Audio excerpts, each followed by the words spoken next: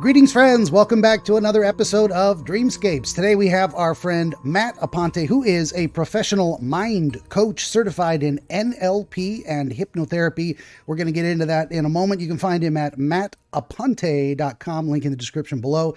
And of course, my housekeeping, would you kindly please like, share, and subscribe? Tell your friends. Always need more volunteer dreamers. 13 books of historical dream literature available, working on books 14 and 15, slow going, big projects. Get a t-shirt, a coffee mug, direct donations. I need more whiskey for gaming. That's the housekeeping. And Matt, thanks for being here. I appreciate your time. Yeah, thanks for having me. Good deal. So you said NLP, and immediately I said neuro-linguistic programming. I've heard of that a little bit. I go way back to, say, the Art Bell days of the 90s. I don't know if you remember that guy, Art Bell, Coast to Coast AM. He had some people on there talking about NLP, but I'd rather hear it from you. What's up with that? What is it for people that don't know? Yeah, so neuro-linguistic programming in simplistic form is the so you kind of break it down. So you have your neurology, linguistic, and then programming. So as a neuro-linguistic programmer, you're taught that in order to communicate with your neurology, there's a specific type of language to use to speak to your subconscious, essentially is what it is. And so the art of neurolinguistic programming, or the practice of it rather, is understanding the communication methods and models to use to program or reprogram. So like a very common one a lot of people know of is, quit smoking, quit bad habits, stop biting your nails, or overeating, stuff like that. And so neurolinguistic programming is used to kind of reframe, replace, reprogram, so that way you don't have to have those things anymore. Very cool. And something struck me, just an idea right now as you were describing it, is that there may be a similarity with what I do in terms of communicating with the subconscious in sleep. And what my method, or what I believe is required for accurate interpretation, is an understanding of someone's personal experience of certain things. Does it? And then my thought was, it might work the same way with NLP, and I'm just throwing this out there, is that the communication style or the specific words used will vary from person to person? No, not generally. Okay. It's more of a specific way that the subconscious is accessible, essentially. And a lot of it is through visualizations, metaphors, different things like that. So that's probably where the dream area kind of overlaps also. Gotcha. Fair enough. No, I'm happy to be wrong if it elicits an interesting answer. So that was my thought, is that, yeah, it might, but there is a tremendous amount of, I guess, in a way it's an abuse of the term, but Carl Jung's concept of the collective unconscious. Some people, there's a lot of different ways to understand it, but there's basically things that are common to human experience just by virtue of being a human alive in the world. And so there is a lot of common symbology and understanding of different things that we can base it on. And so that's probably what you're speaking to when you're trying to help someone communicate with their own subconscious and give it instructions about how to function in the background. Yeah. That's a good way to describe it. Thank you. This is me thinking out loud, trying to understand something. And there's another tremendous overlap in our two practices, so to speak. Hypnotism has a long history in terms of the growing, the development, the evolution of the theory about dreams. And there's the older terminology. So I'm doing a lot of reproductions of historical dream literature, like I said in the beginning there, and I'm running across all these old terms and old conceptions. And really there was an explosion of about 100-year period, like late 1800s to early 1950s-ish in there. and they were trying to understand, what is trance, what is being hypnotized. They used to call it animal magnetism back in the day. A very interesting phrase. But it got conflated with the, like magnets, but also the new invention of electricity, and how are we going to be able to use that? And then they're like, we can shock the brain and make changes because we're bioelectric chemical creatures. But yeah, there's another, and being in say some somnambulistic state. People related that to what happens with people who are hypnotized. They perform behaviors, perhaps stage magic style, that they're unaware of because their consciousness has been put to sleep, but they're still acting in the world. And I think even now we still have only a rough grasp of how all these things kind of seem to blend and flow together, and we're trying to use all this language to tease it apart and say, well, does that describe this part of it? Is it really the same thing, or is it something different? Yeah, I feel like I've been rambling, but so no, yeah, you're I'm a clinical hypnotherapist, and there's one of the things we find is like, the stage hypnosis, that's where the popularity really of hypnotism has come in the stage hypnosis. And stage hypnosis is really only anywhere between 5 to 10% of the audience that really can be hypnotized. In clinical hypnosis, it's a much higher percentage that way, and it is about getting someone into trance or assisting them to enter that trance state. But it's funny because when you're writing a script for a client, for hypnotism, for whatever it is, a lot of the descriptions through the guided self-hypnosis are communicated very much like a dream state. And in a way that someone uses their imagination, but there are no limits to the imagination. You turn around, you're in one place. When you turn around, you're in another place, or you're, stairs in the sky or whatever, because the symbology to the subconscious is so, that's how the subconscious understands everything, because there are no limits to the subconscious. And so, so it's kind of really cool how the overlap happens. Definitely. Yeah. No, and that's extremely fascinating. I'm one of those people who, I won't say can't be hypnotized. And there's some people who are extremely resistant to it. And that's probably where my lack of ability to participate in that willingly is part of my mind that's like, doesn't like, I don't like, I think we mentioned beforehand, you were interviewing a guy on psychedelics, and I've, a person legally distinct from myself may have had experiences with that when I was younger, and did not like it because of the out of control feeling, just nonstop anxiety for a significant period of time. And so in my estimation, that's very similar to what would make me a poor candidate, say, for hypnosis, of like the letting go into the trance state, oh wow, the staticky, we got like ocean waves. It's coming back, this static. I don't know, we just kind of flick the mic or something. Oh, yeah, that fixed it. It was building a little charge in there. That took care of it completely. That's so weird. Yeah, technical difficulties, they happen. So yeah, and it does, but there's also in a way, and I like showing connections between things, kind of how my brain works. In a way, it feels the same or similar to me of someone who's a poor candidate for psychotherapy in general, because they don't open up. They can't let down their guard and be vulnerable. And it requires that kind of just let it be, put yourself in someone else's hands that has got your best interests at heart and is going to take care of you and guide you through a process to a better result for you. So there's...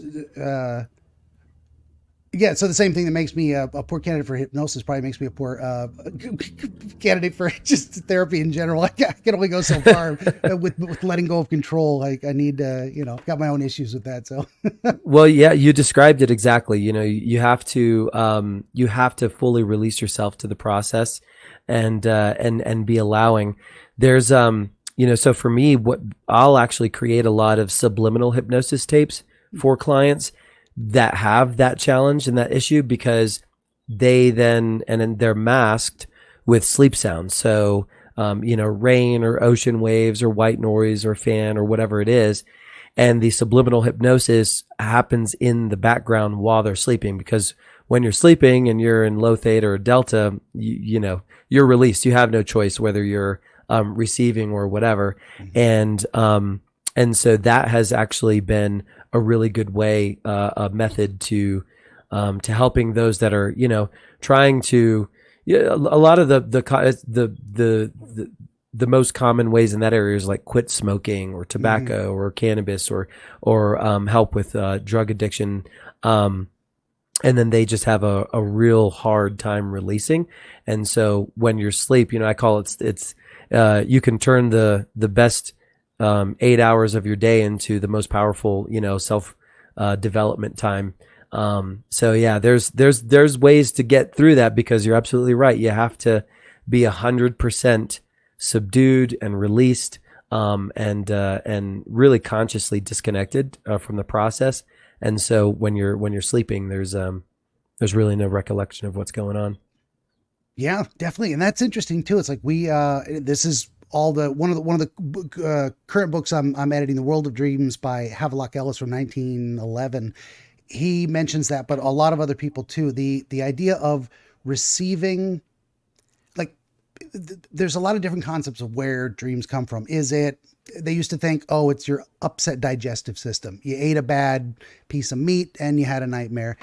Sure, that's kind of a way. There's like internal, there's two levels or two coactive things, the physical sensations and psychic impressions, so to speak, or psychological mechanisms going on there. But external stuff that we are unaware of, that we wouldn't remember, are also influencing us in our sleep, and it can actually cause some of the dream impressions. We wouldn't want to say, without independent analysis of each case, what part those things might have played. But so a famous case, this guy, Maury, I think a French investigator of dreams, he had people whisper things into his ear while he was asleep and see if it caused dream stuff. And he found that it did. Yeah. And other stories of, like, what was it? It was a French, I don't know if it was French or English guy, but during the war, like, his mates would mess with him while he was asleep and whisper to him things about being on guard duty or a bomb's going to go off. And he would jump out of the bunk and run screaming. After a time, like, the dream kind of took over and he had a nightmare, and bam, not fun ways to mess with people, but proving the quasi-ethically, no, completely unethically, proving the point that, yeah, you can, this stuff. So anyone out there, if you're listening, this works. This is a real thing. It's been proven for literally hundreds of years. You can talk to yourself in your sleep. And that gets to the idea of dream programming too. A lot of people talk about that in terms of meditating on a specific thing, holding it in their mind as they go under, and hopefully having a dream about that, or going back into the same dream after getting up to go to the bathroom. I've never managed to accomplish either one of those things myself. The funny thing is, the Wizard of Dreams, my relationship with dreams is I don't remember having them most of the time. Or I remember I had one and I've got nothing to hang on to. There's maybe a handful, 4 or 5 from my entire life that I'm like, I remember that dream and it stayed with me. I'm going to get around to telling people about that one of these days, but I just haven't made it prior. I never think of it until I'm talking to someone. It's the wrong time to go into it. Yeah. Right. Yeah. It's funny. In my experience too, with the subliminal messaging and the sleep tracks for a lot of my clients, they will notice, dreams, very vivid dreams. And the ones that are dealing with trauma, from, childhood trauma that they're trying to release, and they'll have nightmares. They'll have straight up night terrors. And so what happens is that subconscious is trying to process all of that and trying to, you have these new positive commands. 'Cause the way I do it usually is I have them speak the commands into a recording, because auto suggestion is much more powerful than heterosuggestion. So just like you said, they're talking to themselves in their sleep. And so their subconscious will fight back. And the way that it fights back is, is with these night terrors, and if usually around a week, 5 to 7 days of just sticking to it, and going through, then the subconscious will kind of give up and stop fighting, and everything begins to subside. But yeah, it's a pretty fascinating experience. As being a practitioner, having people experience this, do they bring the dreams to you for analysis? Is that any part of your process? Yeah, usually they do. It's not a part of where I'm like, okay, so you're going to do this and then you're going to tell me about your dreams. But 9 times out of 10, they're like, okay, I usually never remember my dreams, but ever since I've been doing this, these dreams have been crazy. And so I'll sit with them and help them kind of decipher them. Like one, obviously won't mention any names, but she was dealing with trauma as a child that she never really got over. And so she kept having this recurring dream where she was in her home. There was this Mexican cartel that would come into her family's home, kill everybody, and she would be able to escape. And she would, finally would go down. And as soon as she got into this person's house down the road and she was safe, the dream would end. And what it was metaphorically is she was, her whole life, it was about escaping. It was this whole escapism that she was going through. But in this process, what she was being reprogrammed with was empowerment of being able to take control of this next process of her life. So it was more like her escaping the danger and getting into safety. And so, you would think that that's a good thing. Okay, we're escaping danger and getting into safety. But the way her subconscious played it out was a very traumatic experience, because there was a lot of things in her past that she had to quote unquote kill off. And so that was being represented as, her family getting shot down by the Mexican cartel, and she has no experience with the Mexican cartel. It's like, it's not like she's Mexican. So it's really weird. And that's just one example of some things that have happened like that. Very cool. Yeah, I've had some success as well, or reported just from this experience, of people who had recurring dreams that were disturbing. And one gentleman, I think it was episode 12, he was exploring kind of his internal space, his experience of the world, and processing it from the inside out in a way. But he would get to this point where these shadow creatures would show up and stop him from going in another direction. They would beat the hell out of him. It was a very physical confrontation. And as a result of just talking it out and kind of getting to understand maybe why they were there, why his brain put them there, he reported to me that he was no longer having physical confrontations with them. Now it was more, he just accepted they were a barrier, and now he's just going to look at the barrier and experience the barrier in the dream. And he said they're not fighting me anymore. I can't get past them yet, but that changed. I got a little verklempt right there, just thinking that I had that positive effect on someone. That's always what I'm going for. For me, it's hit and miss sometimes if I can get a really good answer for someone. But there was another thing I was going to mention. Just in general, like my brain's all over the place. Sorry. The idea of escaping and dealing with danger. So it's like understanding levels of things, just for folks out there that might be interested in psychological process. There's times when you got to run away because, damn it, the problem is too big and it's going to kill you. It's literally in our past, saber-toothed tiger. I'm going to confront this and empowerment. You're going to run or you're going to die. So escape is not bad necessarily. It's when you get locked into, I escape from everything, even whether it's necessary or not, whether it benefits me or not, any challenge or confrontation. So the opposite side is, well, how do you deal with danger? Is you can run away from it or you can take control, exert yourself over the danger in a way that you don't got to run. You make the danger run, so to speak. And that's a case by case basis. But that's, with folks that get locked into that escapism side of things where they're like, I run away from everything. You don't have to. You may not want to. It might be better if you could stand up for yourself and exert that control, that assertiveness, and say, you know what, I'm going to deal with this. I'm going to shape this situation to my will. And helping people overcome that automatic response. We get these, with the neurological stuff, we get these hardwired brain pathways that just fire at a hair trigger, and it's where we get our automatic responses. And so that takes some literally biological rewiring of our own brains to choose a different automatic path, or at least set up a resistance to, I'm going to stop and choose a path on purpose rather than reacting, responding versus reacting. So I'm not telling you anything you don't know, but no, you're 100%. Yeah. That's you explained it beautifully. Thank you very much. And and there might be folks out there who have never heard of NLP, or they might go, oh, it's spooky woo stuff, or it's fringe parapsychology. No, it's legit. Hypnotism is legit. Neuro-linguistic programming is legit. I mean, you got certifications in it, of course. So there's regulatory bodies that say, here's how you do it effectively. Here's how you do it ethically.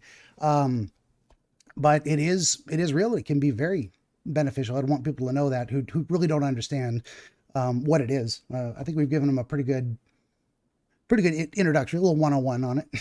Yeah. Good deal. Well, if there's more you wanted to say, if you had a book to hawk or anything, I'm happy to talk about more stuff, or we can jump into the dream thing. I'm pretty easy going. We just usually talk in this part until people feel like they've run out of things to say. Yeah. Let's jump on in. I guess I could kind of say, so I take the NLP and the hypnosis and I kind of put them together. So, so like NLP is really more along the lines of, okay, come here, sit, and I'm going to walk you through a process, but you're fully conscious and awake while you're going through that process. Hypnosis is more about trying to get them into a trance state so that way you can access the subconscious. And so what I do is I combine the two. So I'll use hypnosis, but using NLP communication seems to be a more powerful way in that trance state to kind of to reach. And then because most, once we moved out here, I used to have clients that would come in and I'd see them once a week, but now we moved out in the mountains, in our dream home where we wanted to be. And so 100% of my clients are digital. So we'll do through Zoom. So I'll have sessions with them and then create self-hypnosis tracks for them that they listen to, combined with cognitive behavioral therapy triggers that they place around their environment. And then I combine because it's so powerful, I combine with every one of those, the sleep tracks, like I talked about with the subliminal messages. So I don't now, after it's, I'd say about a year or so, I don't, really haven't ever said, okay, we're going to do an NLP session or we're just going to do a hypno session. It's been a pretty cool progression where these modalities have been able to kind of come together, because I'm also a certified sound therapist. And so that's where the sound tracks and everything have come in, where I've been able to combine those things. So my method of approach is pretty different from most of them. So I just kind of wanted to throw that in there if anybody was even curious. Yeah, for sure. Because they are all of these things are standalone things. There's motivational tapes. There's NLP, its own process. There's hypnotism. That's its own process. This is what people talk about when they say the art and the science of psychology is there's the science. Here's these things that work. And then you mix the paint and you put it on the canvas in a specific way and you get a unique picture for that person, because that's what works. And there's always the invention of these new processes. I mean, as far as you know, uniquely what you do, are you copying a model or kind of made up your own version of something that was pre-existing? So I can't say 100% that I just made it up myself. Because first of all, my whole path and journey for this was trying to figure out how to quote unquote fix myself. Right? Because I why else do we get into psychology? Yeah, right. I feel you. Exactly. So, because I had a lot of trauma in my youth, growing up, that I suppressed in my 20s, all the way up until my 30s. And that didn't start to rear its ugly head until I started building a business of my own. And I saw all kinds of roadblocks and everything. And so once, it took about 8 years of me beating my head up against the wall to realize that, the problem was up here in my head. And so that dove me into human behavior. And so along the way, while I was if you could use the word self-medicating, there were some sleep tracks that I came across that I used. And they were sleep hypnosis tracks, but not subliminal. They were just very low in the background, but you could hear them. And then at the same time, then I had an NLP practitioner, actually the same guy that took me through the certification. And the same thing with the hypnotherapist. Then I met a hypnotherapist. And so to a certain extent, it is unique the way that I combine the hypnotherapy and the visualization, kind of like in your realm a little bit with the dream type metaphors and stuff like that for the audio tracks, but not super unique. What is 100% unique to me, actually, first to market, is I'm just releasing what I'm calling MVP VR. So it's a mindset video power. It's a fully immersive VR experience, and I'm then combining visual cues to help put them in a trance, and depending on what it is, then there's actual, I guess you could call them videos of certain instances that you would pick, but they're mostly used for like personal development, so like overcoming confidence or rewiring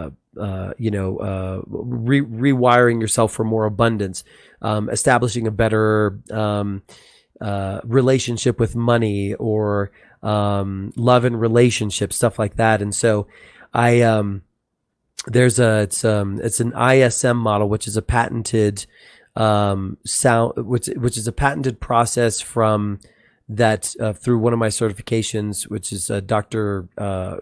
Greg from Australia, that he uses. So I've combined all of that into essentially an app that you download on your phone and you put in a VR headset. And so you plug in your headphones, and it's just, you do 8 minutes in the morning, 8 minutes in the evening, right when you wake up, right when you go to sleep. And that's been really powerful. We just came out of a beta testing, and the results that have come from that have been pretty amazing so far. It is pretty cool. That's the whole thing. I was just like completely just zoned in, but my face was probably like blank, like I wasn't listening. But that's actually me, like I'm paying complete attention. It's very interesting too with those things. So I would say the same myself. Like, I don't know that I invented my process. It's kind of what I intuitively ended up with, because I don't know how to do it any other way. But it's not all that different from what people have done for centuries. I mean, we're literally going back to Greek antiquity. For me, number one, you sit and you listen. You got to hear the dream first. You got to really listen to the person. What's going on here? And you kind of go, and then step two of my process, we go back through it again. I try and see it a little more clearly, try and put myself looking out of the dreamer's eyes and whatnot. And somewhere between there and, part three of an answer or an understanding, that is a collaborative process. So I'm definitely not a dream oracle in a sense where you're gonna tell me there was a sheep and I go, sheep mean X. It's definitely what does sheep mean to you? Do you have a sheep as a kid? Do you remember you were embarrassed once in preschool singing Mary Had a Little Lamb, and now it's terrifying every time you have to sing, and so but speaking is like singing. All these connections start coming together. But probably the best way to demonstrate my process, such as it is just show people. So, if we get into it and we do, as I said, just going to shut up and listen. Tell me the dream, beginning to end, whatever it was. And we'll see what we can do with it. Okay. Yeah. And it's interesting because just like you said, you don't remember a lot of your dreams.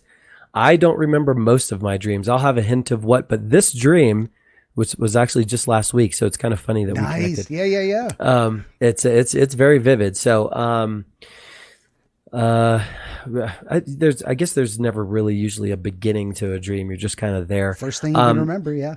So first thing I remember, I remember being so the place I don't think is relevant. That didn't really stand out to me. It was more of like a feeling and things that I saw. I remember feeling like, we were going to go out. I think it was my wife or family, whatever. and there was this place we were going to go out to. And I remember thinking to myself, man, I'm really upset because I don't have any nice new clothes to wear. And I just remember feeling really like bummed that I didn't have any nice new clothes and I couldn't go out and buy any new clothes. And so I remember pulling out of the closet, it was one of these, like a suit, luggage type thing. I forget what it's called, where you hang your suits in so they don't get wrinkled. Oh yeah. And, like a folding. Yeah, like a folding gotcha. thing. So I pulled it out and I hung it on the door and I unzipped it because I'm like, let me see what I have. I haven't pulled this out in a while.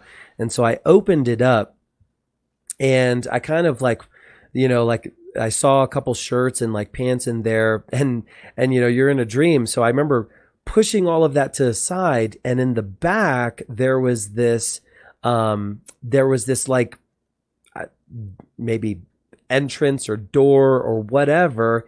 And in the back there, there was this this new clothing that had never been worn. And I remember thinking, oh my gosh, I forgot that was there. It's been there the whole time. And I remember feeling so happy and excited because I had all these new clothes that I could wear. And I was just pulling them out and I kept saying, they've been there the whole time. It's been there the whole time. And wow, and I felt really good because I could put on some new clothes to go out to where it was that we were going out. And that literally is the end of the dream. Okay. Very nice. Very nice. I already got some ideas, but definitely keeping to myself-ish. Sometimes I start point things out, or I guess make suggestions like, what do you think about this idea type of thing. So I just shut up and listened. We did the thing. This was just last week. That's fantastic. We go through it a second time, what I call a deep dive. So you were, in the very beginning, you were a little confused about the setting. You're like, well, maybe the place isn't important. You were in your home at the beginning of the dream? Yes, I was in the home. Yes. Yeah. And it like standard in your bedroom. That's where you keep clothes, or somewhere else? Yeah.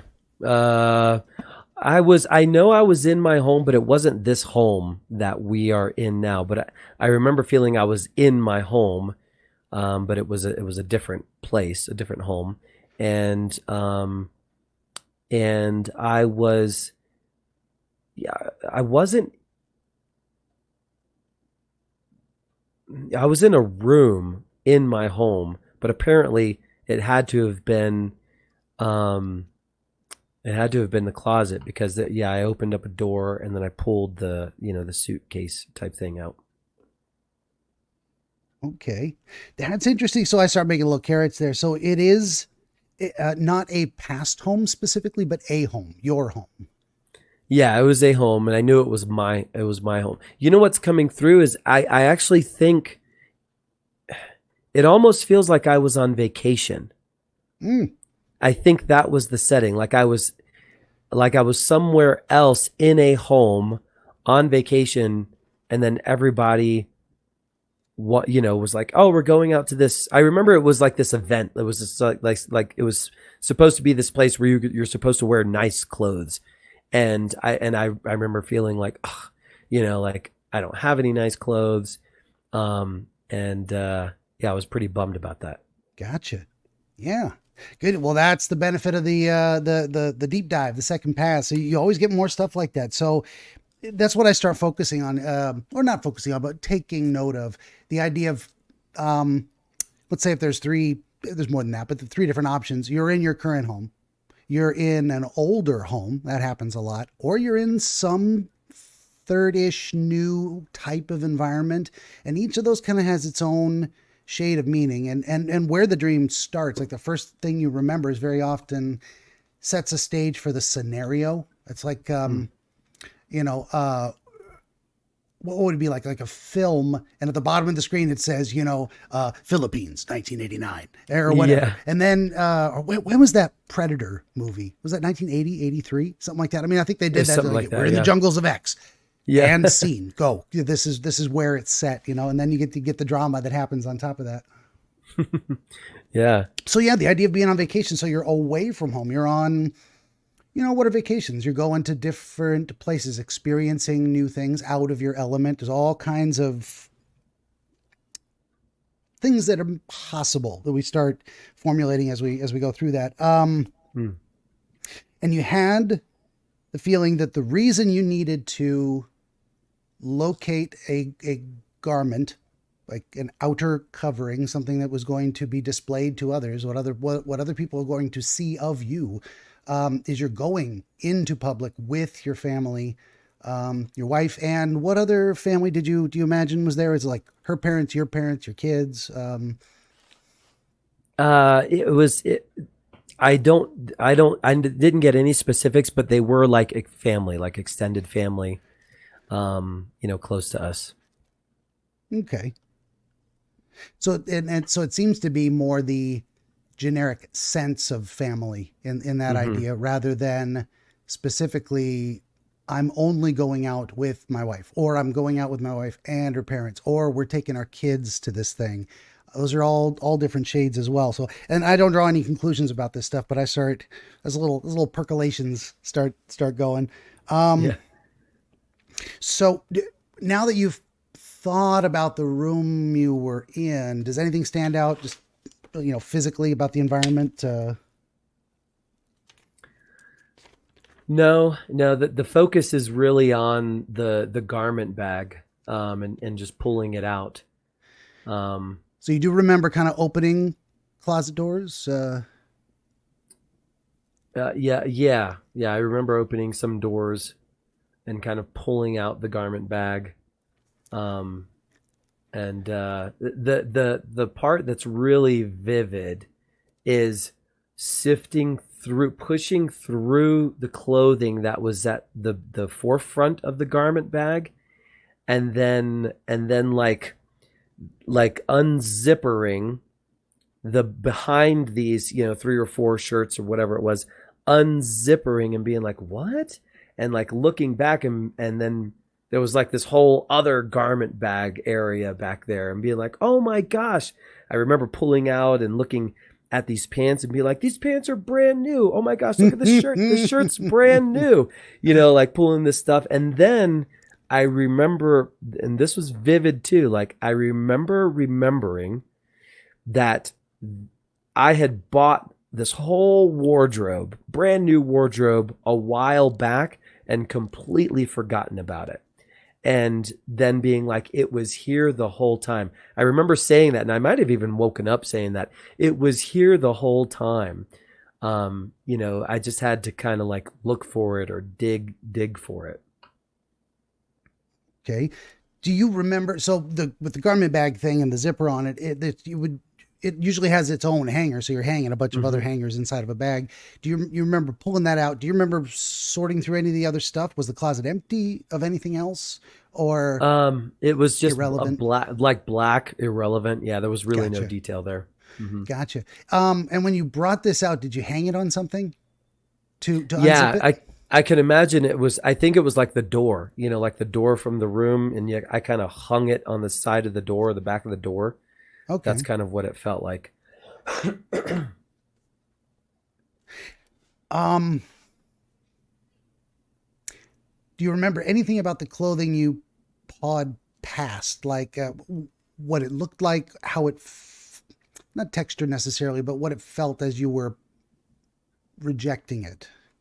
Yeah, it was uh, like dress shirts, collared, long sleeve, shirts that weren't really, um, they weren't like, I don't want to wear that. It's not like that they were like nasty or anything or old or tethered. It just didn't fit. And I was like, you know what? I've wore that a million times, and that type of dress shirt didn't fit what we were doing or where we were going.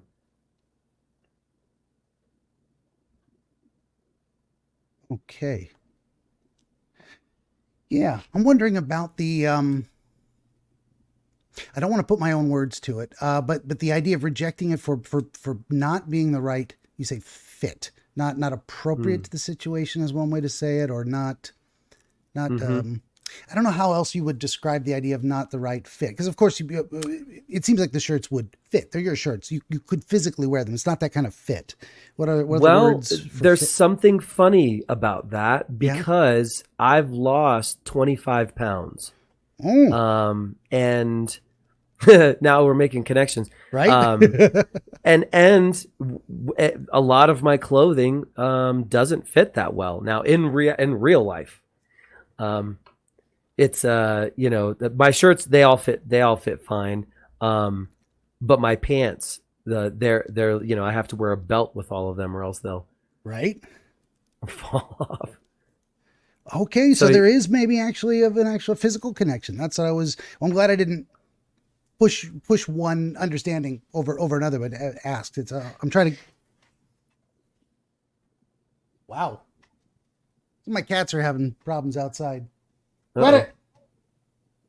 They argue over the food bowl sometimes. There's so much food out there, and there's water, and they just like to. We got one that's kind of a stray we picked up, and he looks big. This is completely off topic. Sorry, cats distracted me, but he looks big, but it's all just shaggy, furry skin and bones, and he guards the food dish sometimes. It's like, you're not going to run out, buddy. You're fine here now. So we call him Pretty Kitty because he's got these giant blue eyes. Like Frankie Blue Eyes. We used to call him Pretty Kitty. Long story short. Anyway, so I'm glad I asked. Then the idea of there's fitting, as in something being appropriate to a situation. There's physically fitting, and a lot of that symbology can blend as well. I mean, to say I don't fit, I'm a square peg in a round hole. I mean, there's all that type of stuff that sometimes goes into how we conceive of things. So you're going through, and most of them are shirts. Do you remember pushing past any pants or no? Yeah. No. All shirts, I remember no the pants. That was the first piece of the new discovered clothing that I pulled out, were some like really nice jeans, kind of like dressy jeans, but they were still jeans, but they were like dressy jeans. Nice.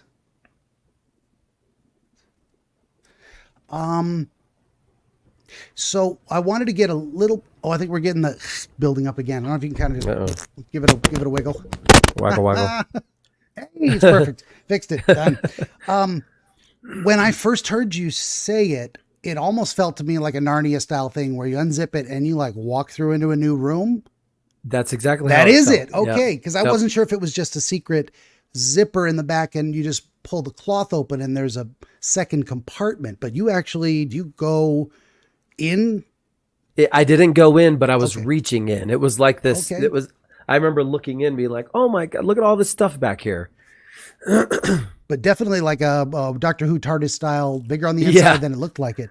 It's interesting too. There's 100%. This larger, almost impossible interior space. Like you would think physically, real world, you reach into the back of the garment bag, through a thin piece of cloth, you touch the door, but you're reaching through into this entirely other space. Do you remember anything about the quality of that space? The quality, visual imagery is how it was laid out, kind of rough dimensions. Just dark.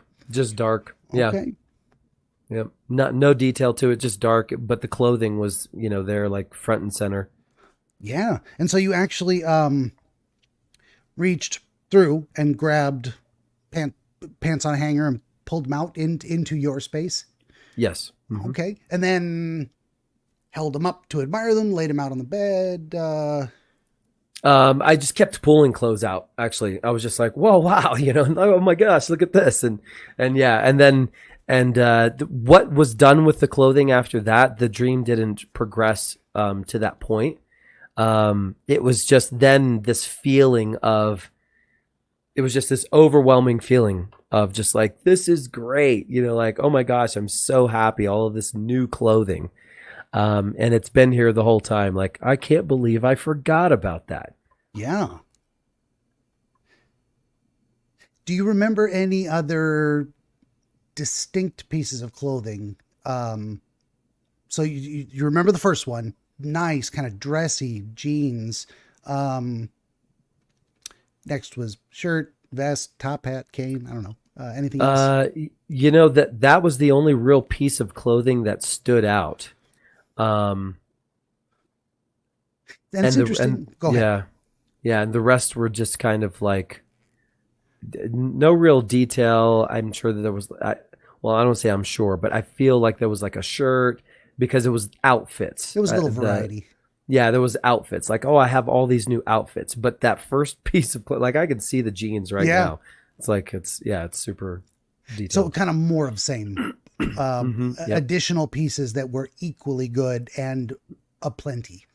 Yeah. Yep. Yeah, well, that's a different kind of experience than say specific items that each had a unique feature that stood out to hmm you. That would maybe be something different, but it looks like this was more about the abundance Yeah. rather than Yes. the specifics. Very interesting. Um, what do you think about jeans? Why not slacks? Dress, what tuxedo bottoms or what is it? What is it about jeans? What comes to mind? Um, I like jeans. They're more comfortable. If you dive deep, it's kind of really funny. I haven't wore a suit or slacks in a long time because when I was raised, my parents were avid churchgoers, like 3-4 times a week, Wow, and and you got to I get dressed rem up every time. every time, and I remember whenever I kind of left all of that. That I remember thinking like I don't have to do this again. Like I was just I'm tired of you know dressing up and that's I only have one suit in the back of my closet and that's the same suit I wear for any special occasions. Rare So, occasions, yeah. yeah, so like I like nice jeans, dressed jeans, just more like comfortable but still looking good. That's yeah. Very cool. So there's something about that which very much speaks to you wouldn't have been as happy maybe had it been slacks. I mean, that wouldn't represent comfort, a comfortable style for you, a style you'd be happy about Yeah. necessarily. Yeah. Okay. I don't know that, unless it resonates with you, I don't know that it's necessarily related to that history specifically. No, I didn't feel that way. Yeah, that's what I'm saying. I don't think that, I didn't get the impression that it's like, oh, this, now we've unlocked the key. It's all about your religious history or something like that. But that idea hmm of you were able to change to what you liked, the more comfortable, and the idea that this is iconic or representative of something that it is your style. It's something that you would normally be happy about, and it's comfortable, but it's nice. And Yeah, just because actually, I remember with those jeans, those particular jeans, I remember thinking like, this is what I want to wear, like for this what we were going out to do. Yeah. nice.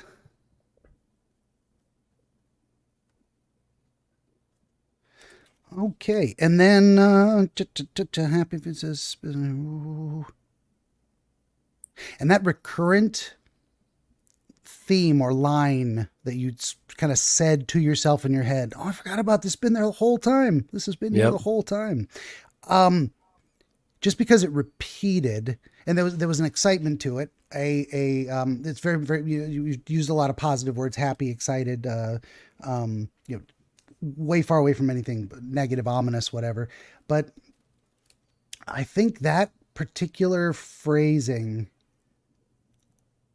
means something to you. I'm stuck on it in terms of like, there's got to be hmm more. There's something in there of like, why, and maybe not the exact words, but definitely the concept of something being present that you had, Overlooked or something, or forgotten yeah, about, or forgotten, overlooked, rediscovered something. almost like a gift. Yeah, like a rediscovering of a gift that's been there the whole time, kind of a thing. Yeah. Yeah, definitely. And the idea that you found it in a, well, why don't we do this? I mean, we've got, that's pretty much back down to the end. So we're into the phase 3 of what does it all mean?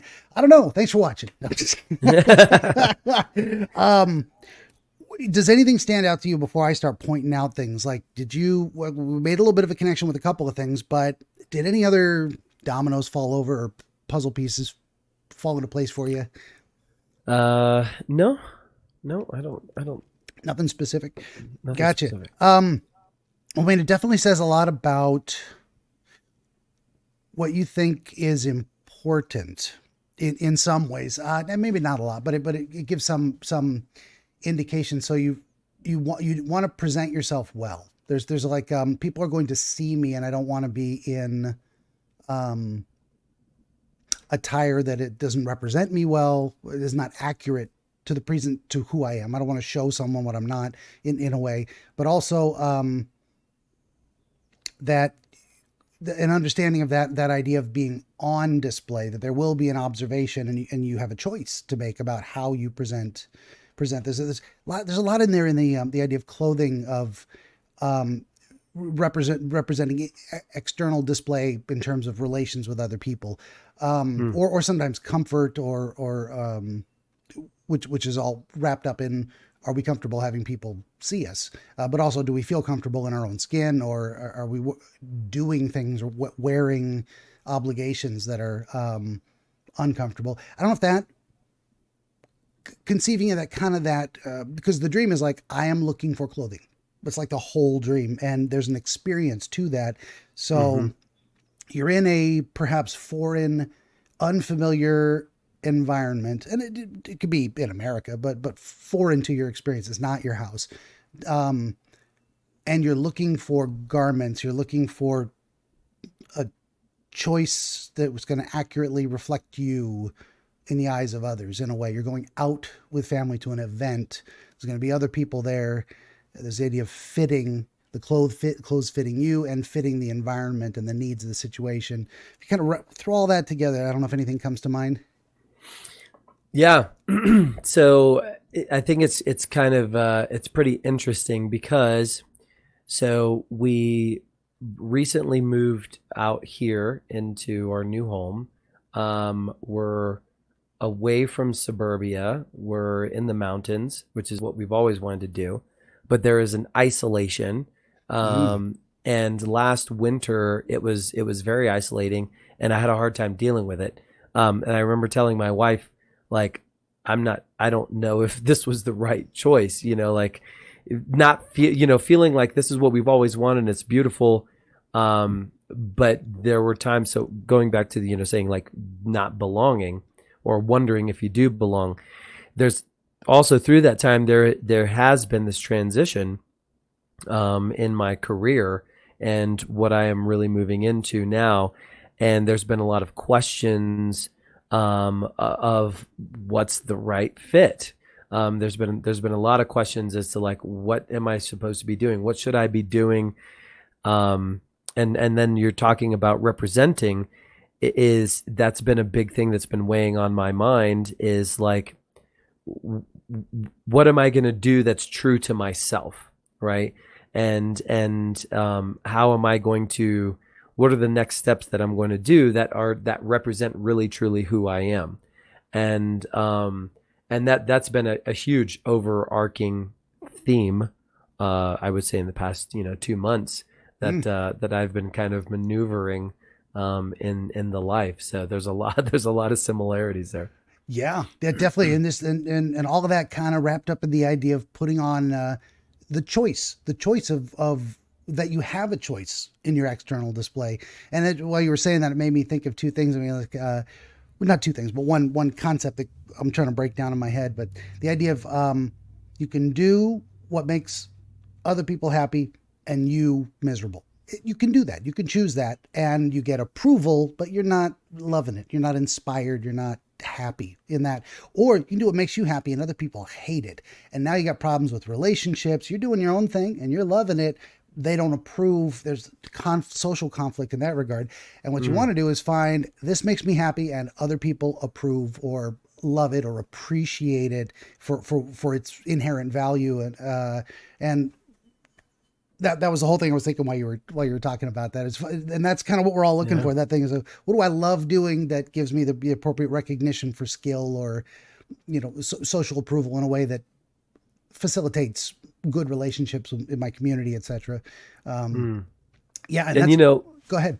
What I was going to say is, earlier you said you used the word abundance. And what's so funny is because that has been this theme of like, okay, I want to do something that I love, but is there abundance in it? Is there money in it? Right. Yeah. Like Oh yeah. is that, and then, and so I'm kind of starting to make some connections here of like, it's been there the whole time, like a gift that I have, something that I've been doing, something that I love to do that I've been doing for a long time, and finding abundance, and like you say, like a proper representation of myself, and all those things together.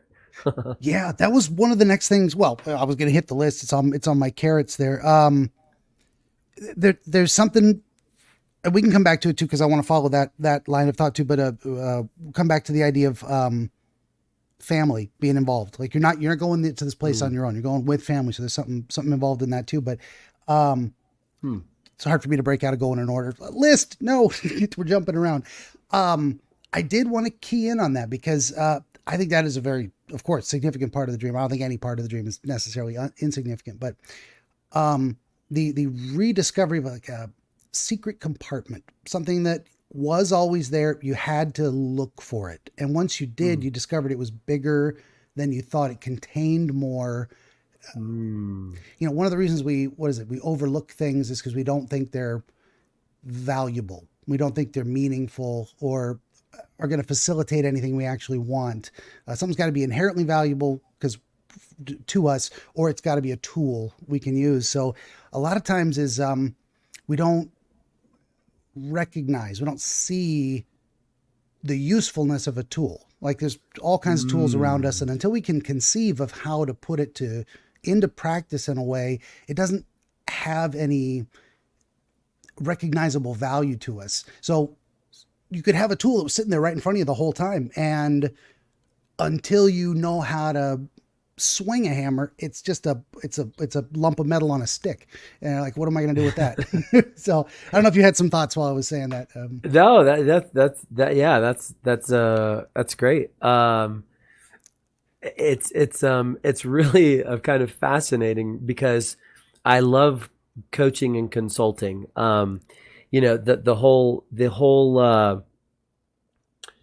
thing with NLP and hypnotherapy, that was born out of me being an entrepreneur and not being able to be successful as an entrepreneur until I was able to overcome these things, right? Rewire my brain. And so one of the things that because I've spent a lot of time writing down these things, what am I good at? What can I do? How can I serve others? How can I align all of these things? And what kept coming back was coaching, was essentially business coaching, because for about 1.5 years, I did do business consulting and coaching, and I loved it. And what's funny is just 2 days ago, actually over the past 3 days, there were some people that I came in touch with, and I offered them a free consulting session. And so I did 2 of those. And whenever I was done, I was like, I love this so much. And I was able to provide so much value to them that they were so flabbergasted.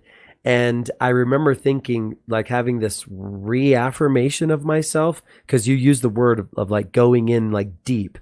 There was a lot more there than I had originally intended. Yeah. And these are the connections that I'm making now, which is pretty fascinating.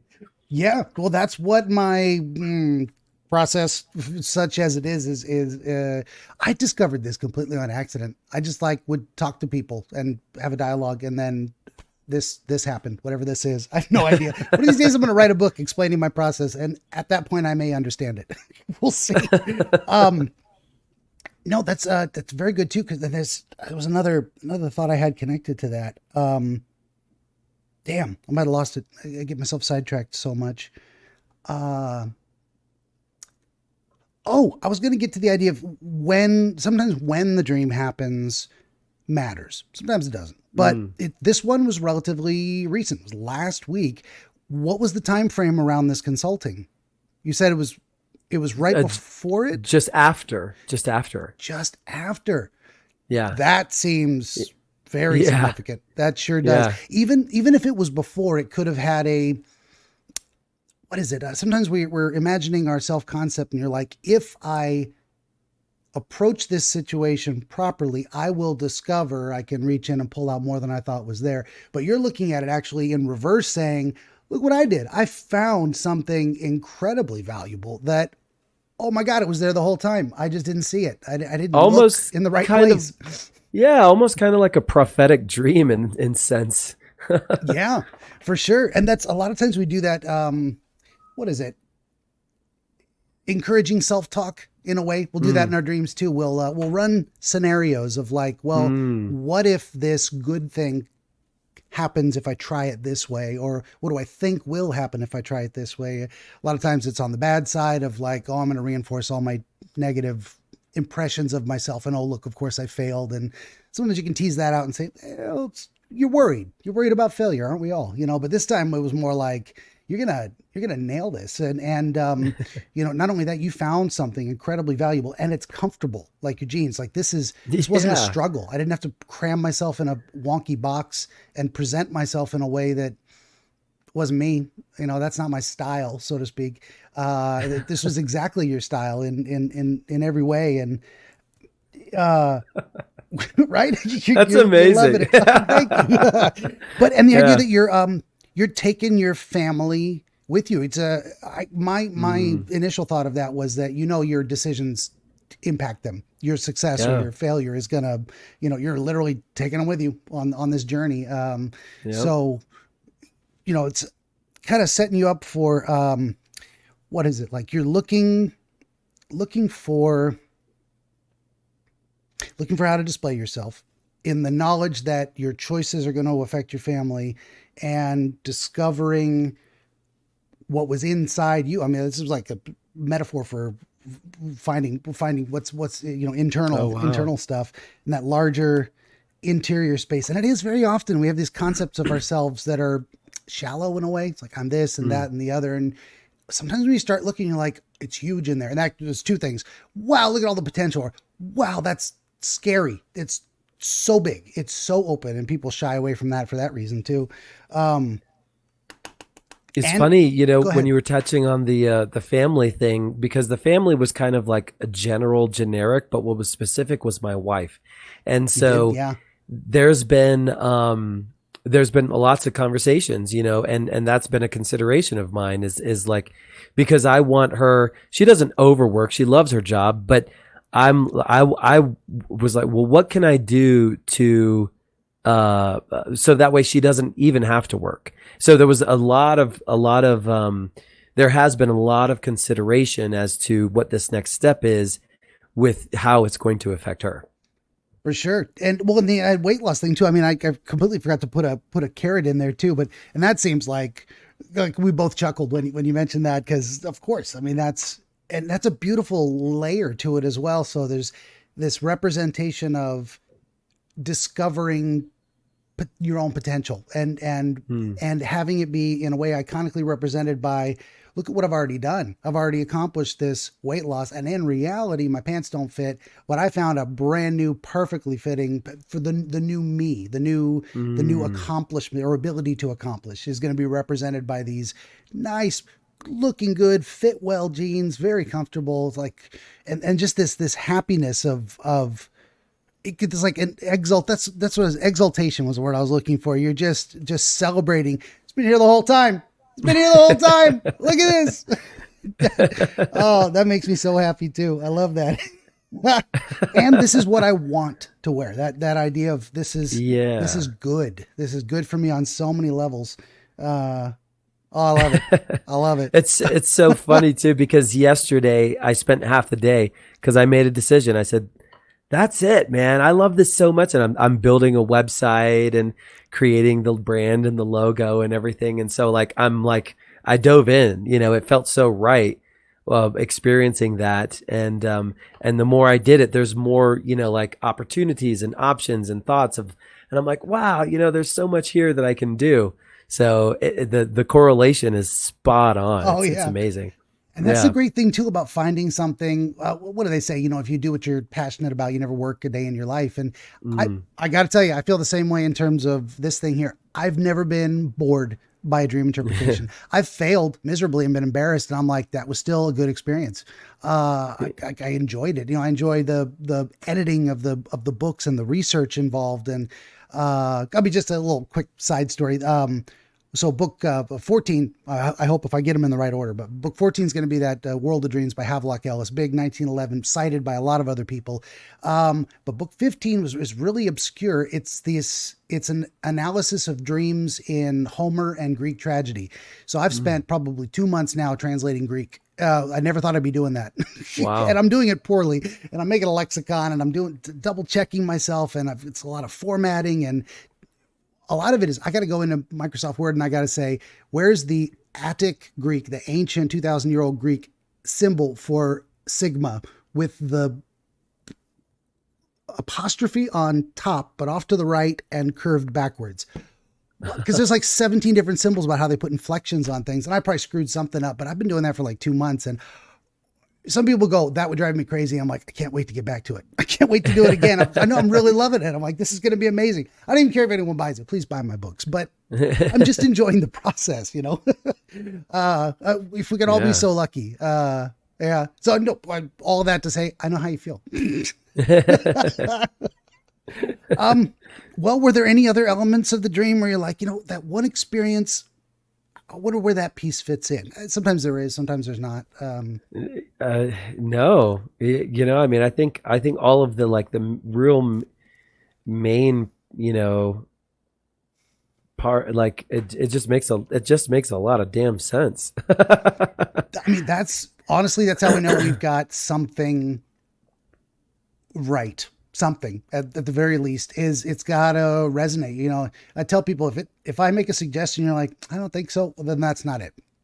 It's got to go, whoa, you got to get that light bulb moment turn on. And that's why also I think, you can't do the one size fits all type of thing. I mean, you go to a dream book, clothing. Okay. They'll get something right in terms of like outer display. I did start there in terms of that's one way, but you had to go with it and say, yeah, I get that. Actually, that relates to this thing I'm experiencing, this thought process I had.